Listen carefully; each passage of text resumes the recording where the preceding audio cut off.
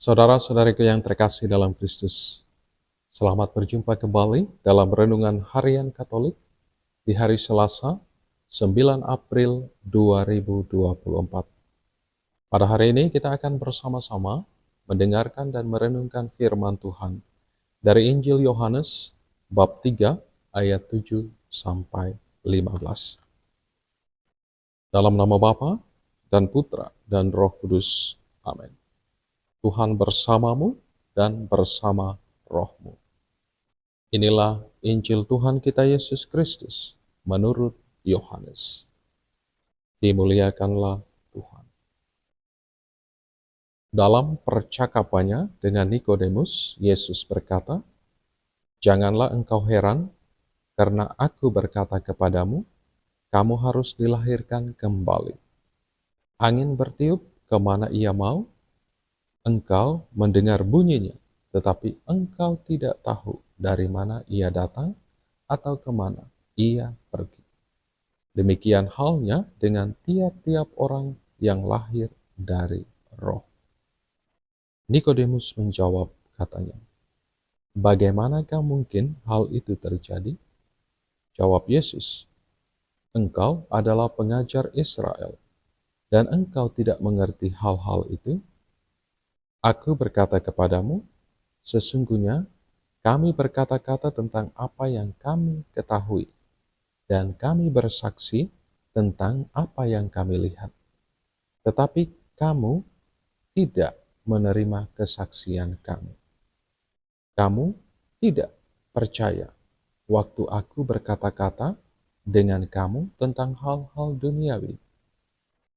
Bagaimana kamu akan percaya kalau aku berkata-kata dengan kamu tentang hal-hal surgawi?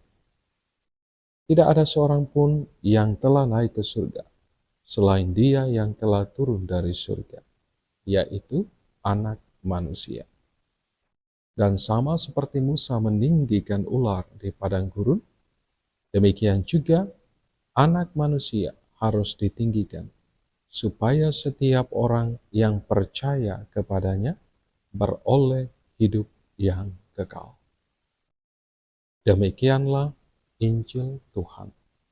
Terpujilah Kristus. Saudara-saudariku yang terkasih dalam Kristus, Nikodemus adalah seorang Farisi dan seorang pemimpin agama Yahudi. Statusnya yang demikian membuat Nikodemus selalu mengikuti Yesus yang ia percayai sebagai Tuhan dan Guru secara diam-diam. Ia selalu datang mendengarkan nasihat Yesus pada malam hari. Karenanya, pada perikop Injil hari ini, Yesus secara pribadi mengajak Nikodemus untuk lahir kembali dalam air dan roh, agar ia berani mengajar tentang kebenaran. Yesus menghendaki agar Nikodemus sungguh percaya akan karya keselamatan Allah yang secara nyata kini hadir di tengah dunia dalam dirinya. Saudara-saudariku yang terkasih dalam Kristus, melalui rahmat pembaptisan, kita sekalian pun dilahirkan kembali dan diangkat menjadi anak-anak Allah. Dan kita seharusnya hidup sesuai dengan martabat kita, yakni manusia yang diciptakan secitra dengan Allah, sesuai dengan gambar Allah, sebagai anak-anaknya yang terkasih. Namun terkadang kita dengan mudah jatuh ke dalam dosa oleh karena kerapuhan dan kelemahan manusiawi kita. Kita lebih mudah jatuh dalam dosa daripada berusaha, berjuang untuk bertahan hidup sebagai anak-anak Tuhan. Jalan Kristus yang seharusnya juga menjadi jalan kita, sering kita hindari, bahkan kita tolak. Saudara-saudariku yang terkasih dalam Kristus, sesungguhnya dosa yang kita lakukan membuat hati kita rusak dalam pemberontakan terhadap Allah.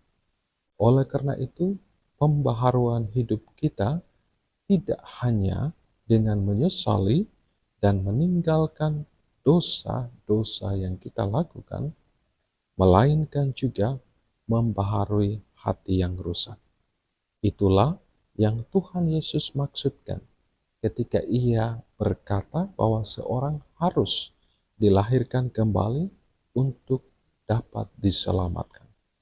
Yesus menjawab katanya, "Aku berkata kepadamu, sesungguhnya jika seseorang tidak dilahirkan kembali, ia tidak dapat melihat kerajaan Allah." Saudara-saudariku yang terkasih dalam Kristus, lahir kembali adalah pembaharuan hati, pikiran, dan perbuatan kita.